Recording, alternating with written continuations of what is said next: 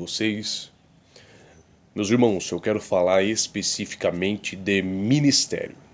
Eu quero falar nesse vídeo especificamente de vida espiritual, de vida ministerial, de tudo aquilo que o Senhor dá para a sua igreja como capacitação para que o nome dele venha a ser glorificado. Para nós entendermos, nós vamos primeiramente entender que na igreja primitiva, ou seja, a igreja do primeiro século depois de Cristo, né? A primeira igreja, as primeiras pessoas, os primeiros judeus que foram se convertendo a Jesus, os primeiros gentios que foram se convertendo a Jesus, no período dessa igreja primitiva, do primeiro século, nós podemos dividir, para o nosso melhor entendimento, nós podemos dividir em três fases, em três períodos. A igreja primitiva passou por três períodos.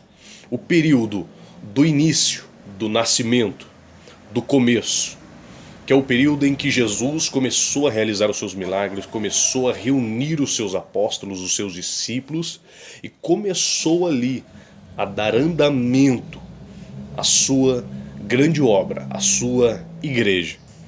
E teve um período, o segundo período, o período de expansão, que é o período pós-ressurreição de Cristo, que é o período principalmente narrado em Atos dos Apóstolos, um período evangelístico, em que vários missionários, várias pessoas que já tinham se convertido ao Senhor Jesus, começou a ir para muitas nações, para muitas cidades, e a expandir a pregação do Evangelho, expandir o crescimento das igrejas, e a plantar igrejas em várias localidades. Ou seja, período de começo, período de expansão, e o último período, o terceiro período do primeiro século, que é o período de consolidação, período das epístolas paulinas, das epístolas pastorais, das epístolas pessoais, em que Paulo e não somente Paulo, escreveu especificamente para determinadas igrejas em determinadas situações específicas.